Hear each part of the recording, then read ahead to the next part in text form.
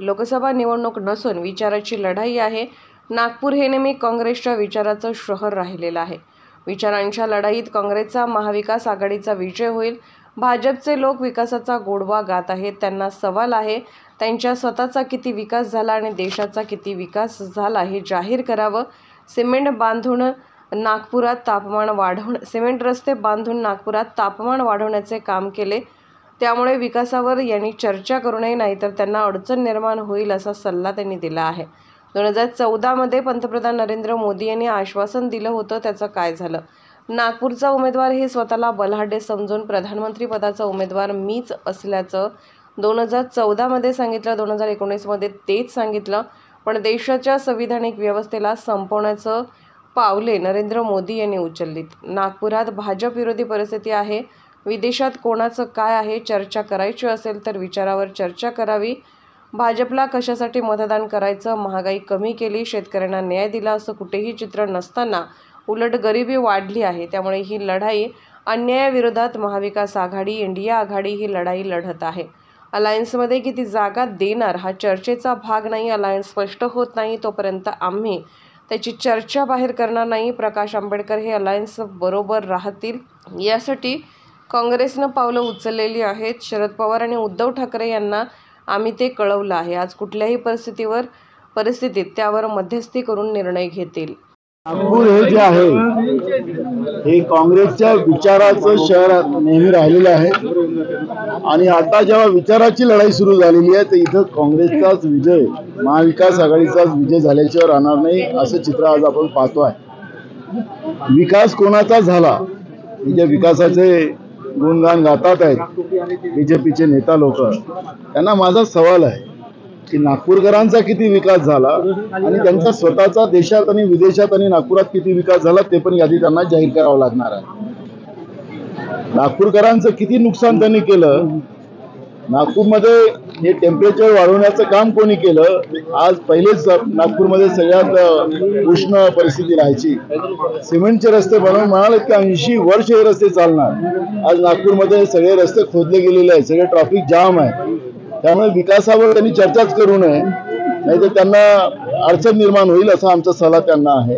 एक पण 2014 मध्ये मोदीजींनी जे आश्वासन या देशाच्या जनतेला दिलेलं होतं की काळा धन आणू, 15 लाख रुपये गरिबाच्या खात्यात टाकले नाहीत, गरीब शेतकऱ्यांचं कर्ज माफ करू, अजिबात नाही।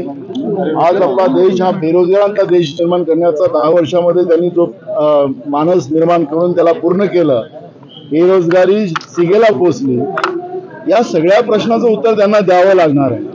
लोकशाहीच्या 4ही स्तंभाला त्यांनी हलवलेलं आहे आणि ते सगळी जनता जाणत आहे। नागपूरची जनता ही सुजाण आहे आणि हा नरेंद्र मोदीचं सरकार देशामध्ये हा सगळं पाप करत असताना या नागपूरचा प्रतिनिधी सगळ्यांना स्वतःला आपल्याला बलाढ्य समजत होते।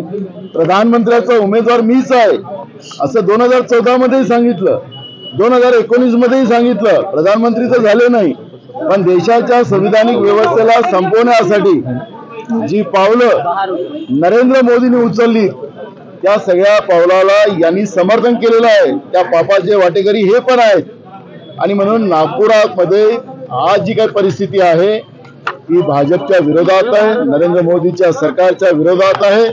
मिहान वगैरे सगळे प्रश्न निघणार आहेत विकासामध्ये, विकासावर चर्चा त्यांनी करूच नाही, माझा सल्ला आहे त्यांना। केला तर त्याचं उत्तर आमच्याकडे आहे। सगळे देशात विदेशात नागपुरात काय काय विकास झालेला कोणाचा तो आमच्याजवळ सगळी माहिती आहे, त्यामुळे विकासावर आलंच नाही पाहिजे असा सल्ला आमचा आहे त्यांना। पण तरी सुद्धा आणली चर्चा, विचारावर चर्चा आणावी।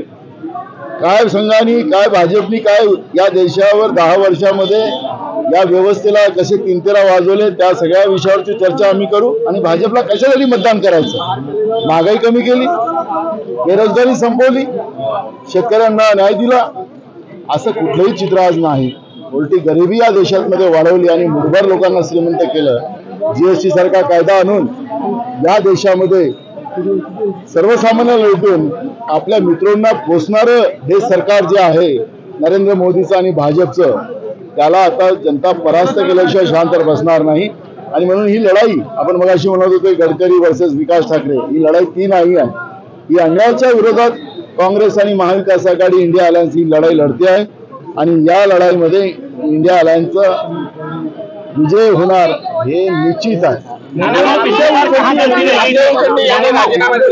सेलचा राजीनामा दिलेला आहे. हे चालत राहतात निवडणुकीच्या इस वक्त कितने वोटिंग से लीड है? पिछले वक्त के बाद से पिछली बार कहाँ गलती रह गई थी, इस बार कैसे उसको रिकवर करिए जैसे जैसे आप हार गए थे?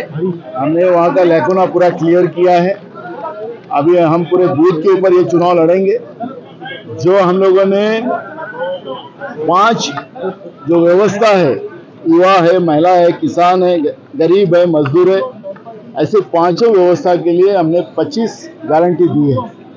और वो गारंटी हमारे नेता राहुल गांधी जी ने जो देश का सफर किया है, पदयात्रा की है, गरीबों को गले लगाया है, किसानों को लगाया है, युवाओं को लगाया है, महिलाओं को लगाया है, उनका दर्द समझकर लोगों की भावनाओं को हमने गारंटी में उतारा है. और महिलाओं को हर साल, गरीब महिला को 1 लाख रुपए देने का हमने वादा किया है. बेरोजगारों को नौकरी देने का वादा हमने किया है. नौकरी नहीं दी तो उनको हर महीने में पैसे कैसे देने का वो वादा हमने किया है. किसानों को हमने MSP देने का वादा किया है. किसान का कर्जा माफ करने का वादा किया है. तो ऐसे 25 वादे हमने किए और वो पूरे करेंगे. उनके जैसे जुमलेबाजी हम नहीं करेंगे.